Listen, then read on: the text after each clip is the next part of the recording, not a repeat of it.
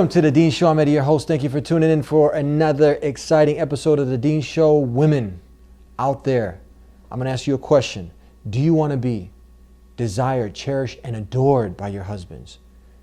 I know every one of you probably said, yes, I do. Well, my next guest, Miss Laura Doyle, who has been featured on CBS, NBC, Today Show, Good Morning America, and The View. And she is the New York Times best-selling author. Why? Because over 150,000 plus women credit her not only to saving their relationships, but also to helping them become desired, cherished, and adored. She's also going to be giving us the top 3 reasons. Now get this will blow your mind. According to her, how traditional behavioral marriage counseling can destroy your marriage. Now, I mean, for many people, that's like a shock, but she's going to be backing it up with evidence. And according to a UCLA study, most people who go to this kind of marriage counseling, and that's the counseling that you spend thousands of dollars and you go once a week and you just complain about each other back and forth. And then to find out 1 year later, 75% of people who go to this counseling, they end up divorcing anyway, according to a UCLA study by professors of psychology. Yes, she's going to be giving us those top 3 reasons with Laura Doyle here on the Dean Show. This is an episode you don't want to miss. You want to save your marriage. You want to become adored, cherished, desired by your husband. She's going to be giving you the natural aphrodisiac when we come back here on the Dean Show. Don't go anywhere. This is the Dean Show.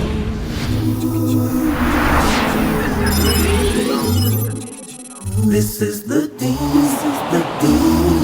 Show. This is the Dean Show. This is the Dean Show. This is the Dean Show. This is the Dean Show. This is the Dean Show. This is the Dean Show. This is the Dean Show. Welcome back to the Dean Show and our special guest that I just introduced. Listen, 150,000 women have testified to her helping their relationship. And as I stated, she's a New York Times bestseller of her book, and she's been on Good Morning America, the Today Show, CBS Evening News, all of these major networks featured her, and we got her here on the Dean Show. Welcome. How are you, Mrs. Doyle? I'm great. Thanks for having me. It's great to be here. Now, thank you so much. Now, reading into your books, we see that your story is that you started off, getting married, and then it was just in shambles, and you do what people normally do. They go to the therapist, and things just got worse. Yeah, they really did. I mean, one of the problems that we were having early on is that I thought there were just a few things, well, maybe just about everything really, that I was better at than my husband. So I was always giving him helpful suggestions, maybe how to be more tidy, how to be more romantic, how to be more ambitious at work. And I didn't realize that helpful in wife language is actually critical in husband language. And my husband became very distant and withdrawn. He didn't show any interest in spending time with me and talking to me, so I was really lonely, and the only thing I could think of was either a divorce or marriage counseling. But the marriage counseling, we were complaining about each other for about an hour a week, and no couple ever got happier that way. So it really just didn't work. It made things worse.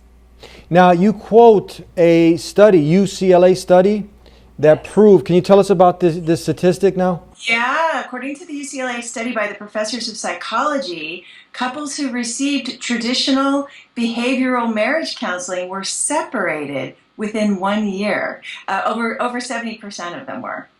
I mean, this is just not your opinion. These are facts by the professors of psychology. So they did the traditional thing that you really wanted to earnestly protect your marriage. You went to the counseling and it didn't work, but then you did something that this is a proven effect. If you, even in business, you mimic the successful business entrepreneurs, and now 2-3 of them, but you actually, that's what you did for marriage. People who had a successful marriage, tell us about this, 15 years plus, you went and started to see what they were doing right. Yeah, I was really completely desperate. I did not want to be divorced, but I was also clearly very miserable. We both were. And so I started asking women who'd been married what seemed like an eternity to me, which was 15 years, because I'd only been married for 6, 7, 8 years at that point. Now I've been married for 25, so 15 doesn't seem that long. But at the time, they said things that didn't even make sense to me. I mean, it was completely contrary to everything I'd ever read in Glamour magazine. And I remember one woman saying, well, I try never to criticize my husband, no matter how much it seems like he deserves it. And I remember saying, yeah, have you got anything else? Because I just don't think I can do that. It was kind of the opposite, too, of what had been modeled in my home. But my parents are divorced. So I was following a failed recipe, and I was headed for the same outcome. But when I finally did get willing to experiment with all of these suggestions, I made my marriage like a little laboratory, and I just experimented, trial and error. I spent years. And something really magical emerged. There were certain things that when I stuck to them, it was like the man who wooed me was back.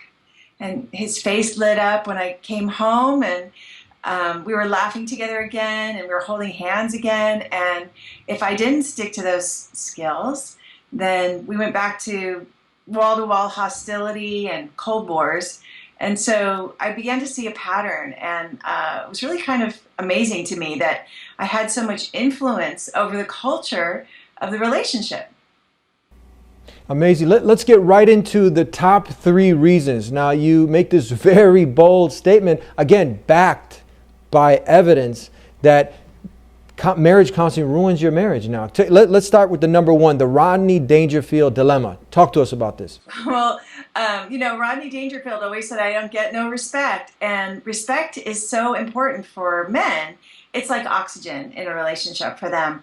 And the very act of sitting on a couch and telling a stranger everything that's wrong with your husband, all of your complaints, is one of the most disrespectful things you can do. So right there, you're going to be starting with a deficit by taking the time to downgrade your husband, to degrade your husband to a stranger right in front of him. That is profound. I mean, I tell people, like, look, try to breathe right now. Try to breathe. You can't, but you're saying something that's just so true. That is, ask any man. That's what, and sometimes women can't understand that. But now for him to breathe, you need oxygen. For him, that respect is like oxygen, and we're better to give that love that we women desire and need. Yeah, and I think that's a piece that a lot of us miss. Like, I thought my husband just didn't care about my happiness. He didn't care about me. And really, he was so busy defending himself from all that disrespect. He very much wants me to be happy. And every man I've ever asked, thousands of them, tell me the same thing. I'll say, how important is it to you that your wife is happy? And they all say the same thing. They say, it's very important. It's the most important thing, or it's imperative.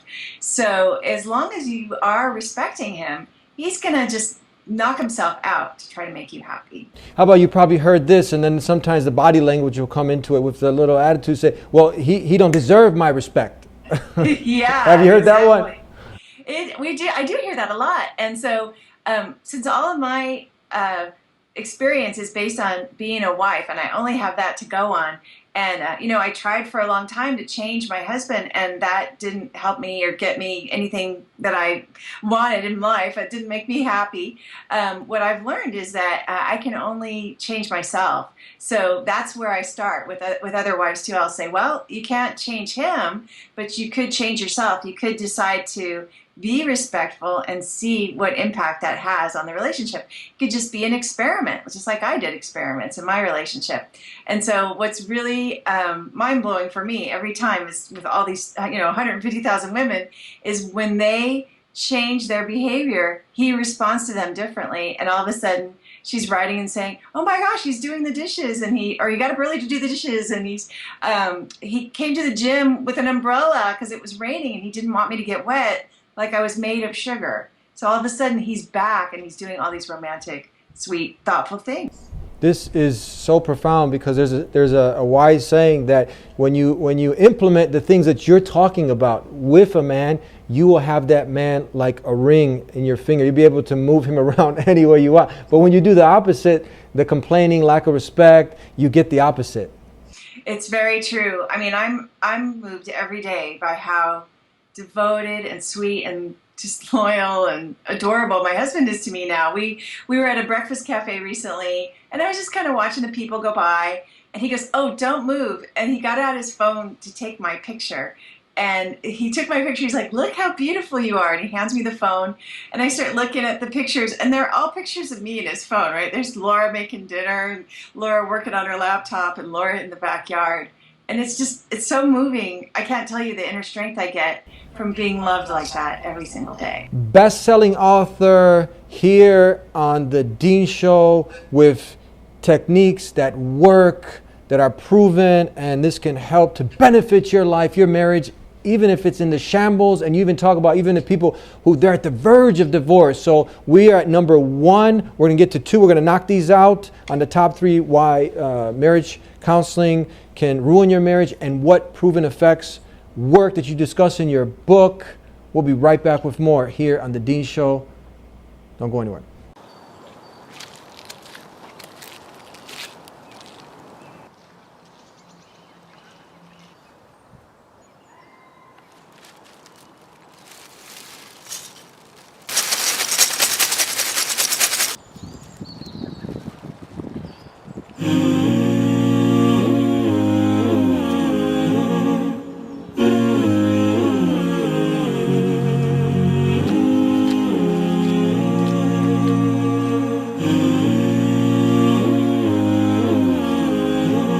Please subscribe to The Dean Show. Follow us on our official Facebook and Twitter pages in the links below. Please also help support The Dean Show by making a donation in the link below. Back here on the Dean Show with Laura Doyle. Now, you've been featured on some of the major networks. You have a best-selling book. Tell us, so after you went through all this, before we get back to the 3 points, so now your marriage turned around, and I mean, this just went big. I mean, a lot of people are catching on to this. Yeah, they definitely are. It was really an amazing thing for me when I first discovered these skills and they were turning my marriage around. One of the things I learned is that controlling my husband just wasn't very effective. So I couldn't control him anymore. So I just started controlling my girlfriends and telling them, "Hey, you should try this in your marriage," and I would give them different tips. And we ended up having a little support group in my living room. And it was really inspiring because there were 5 of us. And every time we would get together, they would have an amazing story of something romantic or sweet or that their husbands had done. And it was not like the things he'd been doing in the past at all. So it really gave me an insight like, wow, this can work for other people too. And now that, I've helped over 150,000 women in 16 languages in 27 countries from a variety of faith backgrounds. What we've seen is this is just universal, that, women want to be loved and men want to be respected. And for a lot of us women, we didn't have any training on how to do that. It was almost like, imagine if you're 16 and someone just hands you the car keys and says, "Okay, here's your car, just go ahead and drive now." You're very likely to crash that car without any lessons on how to drive. I remember I did that when I was 14. I got in the car and thought, how hard can this be? And I knocked out the backyard fence. But once I got some lessons, everything went smoothly. And that's what this is all about for me, is just learning skills that help me feel desired and cherished and adored by my husband every day for the rest of my life. And that is what every woman wants, to be loved, cherished, and adored. And these things that you're telling us now, this can get her to get what she wants. Yeah, it really can. And it was frustrating in a way because I was looking for this when I went to marriage counseling. That's what I was hoping I was going to get. And it just wasn't there. That information, I don't know where we're supposed to learn this. I haven't really seen it anywhere else. Let's get into, we did number 1, the Rodney Dangerfield dilemma. Let's go. We got 2 more. This Kanye West condition. What's this Kanye West condition? Well, this is where, at least for me, I had a lot of fear that my husband was going to mess up and it was going to make extra work for me or cost us extra money, or I would be embarrassed. So I was always telling him what to do. I was always telling him what to wear to the party and which freeway exit he should take. I was telling him how to ask for a raise at work.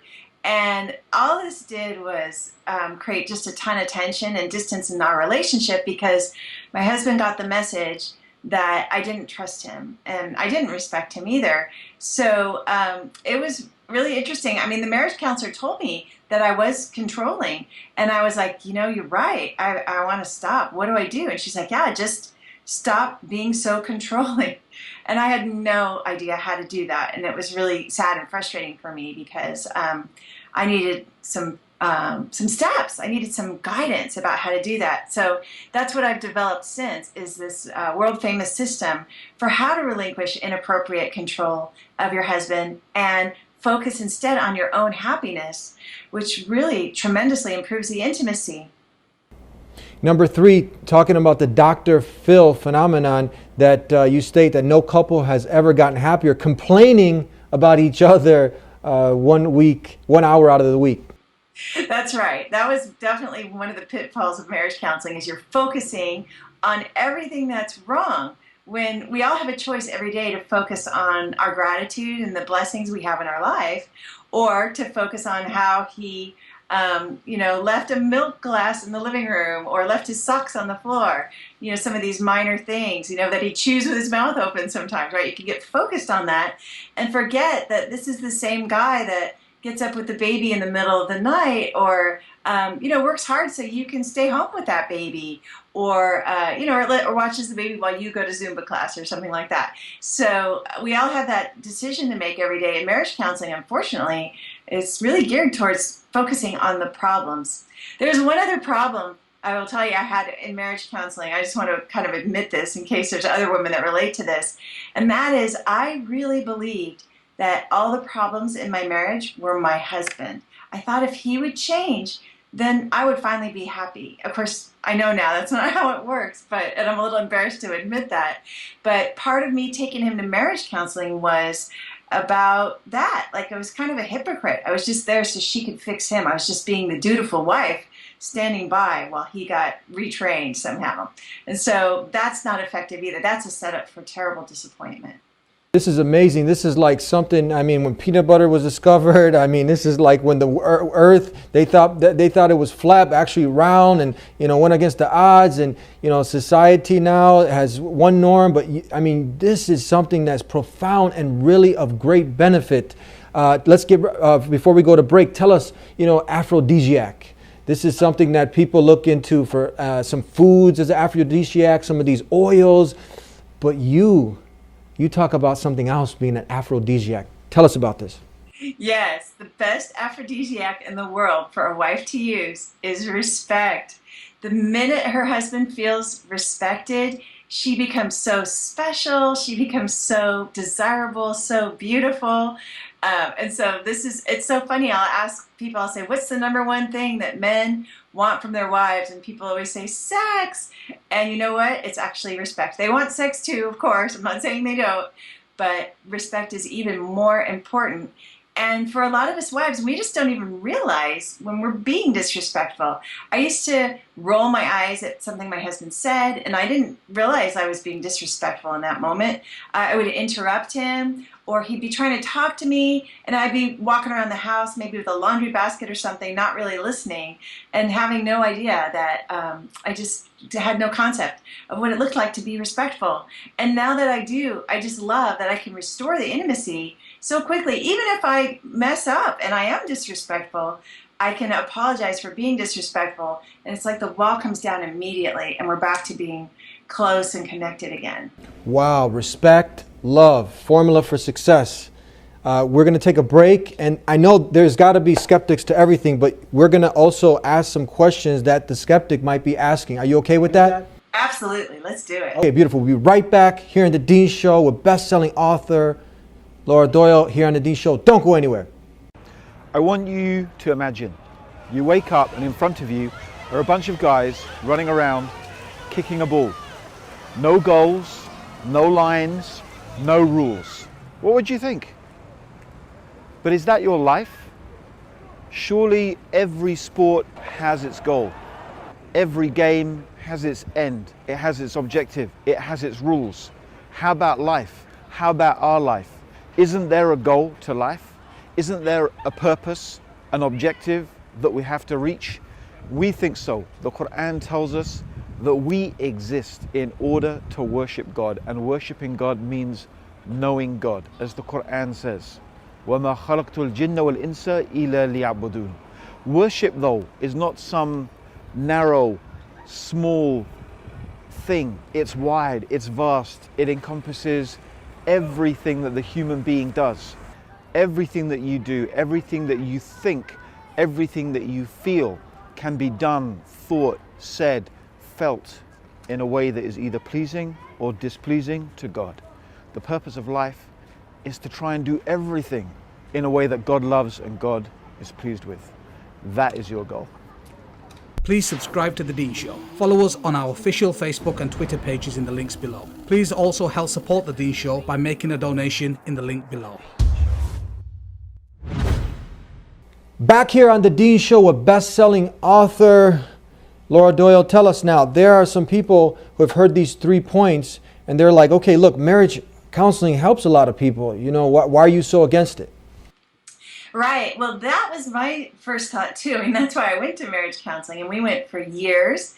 We spent, over $9,000. And $9,000? Yes, we did. Wow. I really wanted to save our relationship. We both did. We were both really desperate. And as I mentioned, it didn't work for me, but I assumed that it was just us. It must just be us. There was something about us that we just didn't do well in marriage counseling. But then when I had this breakthrough discovery of the 6 intimacy skills, and I started helping other women, I became a relationship coach, and I train other relationship coaches all over the world. And one thing that became really evident from listening to other women is they often came to me after they'd been to marriage counseling. They'd say, yeah, we've been in marriage counseling for a year and now we're separated, or now we're divorcing, or now my husband's having an affair. And it was really, I couldn't deny that there was damage being done. I think if marriage counseling was helpful, of course, that'd be great. If it was neutral, that would be better. But what I've seen from my position as a relationship coach is marriage counseling actually does a lot of damage. So it's really important to me to get that word out and let women know that there is actually a proven way, a way that's done in real marriages, in the trenches, and has worked for so many people, that you can restore your marriage. It's more fun than marriage counseling. It works faster. And so it's really important to me. It gives me no pleasure to say that marriage counseling is harmful, because I think marriage counselors are mostly good people that really want to help. And unfortunately, they just don't have the right information, just like I didn't have the right information. Amazing. Now, someone who's been going to therapy, or they are a therapist, they've studied, and they say, look, I have the PhD in this area. What credentials do you have, Mrs. Doyle? Yes. Yeah. Well, I actually have a lot of marriage counselors now come to me and ask for help with their relationships. So that's been interesting and gratifying. I'm honored that they would do such a thing. And some people do take a very academic approach to this. They studied it, in classrooms with books. And what I did was I did it in the trenches. This was done with real women in real marriages with real heartbreak and challenges, and it really works. And we just see it. I have women in Malaysia and Egypt and Jordan and Spain and South Africa and Mexico write to me and say, you saved my marriage. Thank you so much. This has been really life-changing to learn this information. Let's go, before we end, over a few more of these points. You talk about the use of spouse-fulfilling prophecies. Yes. Tell us about this. I love this. I mean, one of the things I used to do was go around telling my husband that he needed to make more money, right? You need to just try to, why don't you get a raise? Why don't you get a better job? And what he heard me saying was, you don't make enough money. And we got to the point where he wasn't making any money. He was out of work, and I was supporting us both. And I felt like, in retrospect, I can look back and see how I created that with my constant messaging. So I learned a few things about how I was reinforcing what I didn't want instead of what I did want. And I decided to change it up. I started saying, you've always been a good provider, which was true. And then just for fun, because a lot of this is about having fun. I mean, part of why you get married is to have, good times and laugh. So I started calling him Mr. Moneybags. And around that time, he started his own business, and he's had it for over a decade now. He's very successful. He works from home. He loves what he does. And it was just a complete transformation from before, where he was kind of struggling at jobs he hated, and he does a lot better now. So I really got to see how much influence my words have. And so I teach this to other wives now. I remember one woman said her spouse-fulfilling prophecy was, you never want to spend time with me. That's what she was affirming to him all the time. And of course, it was manifesting in their relationship. So one day they were going to spend Saturday together, and he got a call from his buddy who wanted to go mountain biking. So he said, sure, I'll go mountain biking. And she was really upset that he would just abandon her like that, even though they had plans to spend the day together. And so the first thing out of her mouth was, you never want to spend time with me, right? Her old affirmation. But then she remembered, oh no, I've got a new affirmation now. So about 15 minutes later, she went back and said, I know you want to spend time with me. I'm sure you'll work it out. And then she left the room again. And 5 minutes later, he came back and said, hey, I canceled with Joe so that we could spend our day together today. So she fell out of her chair. She was so surprised at how quickly it works to affirm what you want instead of what you don't want. So, wow, this is a whole new perspective now. Instead, complaining just doesn't work. No, it's so interesting, because if you are complaining to your husband, he actually can't even hear you, is what I've discovered. Like if I come in and say, wow, this house is such a mess and no one ever helps me clean, like he just can't even hear it. But if I find the desire under my complaint, every complaint is actually a lazy desire.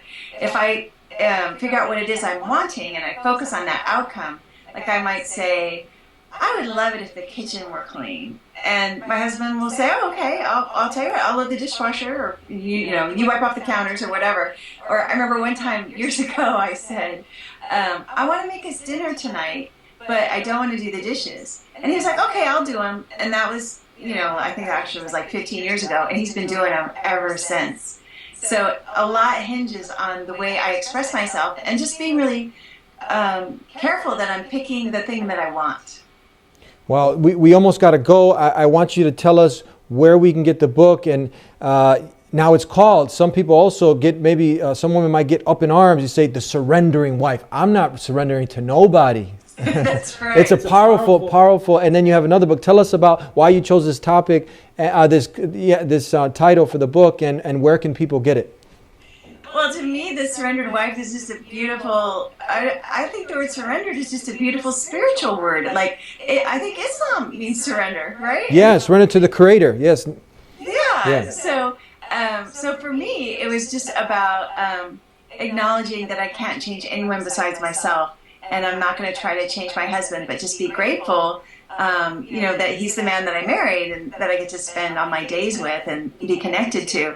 So I think some people hear, obedient wife or subservient wife, and that's so not it. But you can get the Surrendered Wife wherever books are sold. But if you want to come and read a free chapter, maybe take the Intimacy Skills quiz, you can go to lauradoyle.org, and you can sort of test yourself on those skills and find out, where you might be lacking and where you can get some better skills.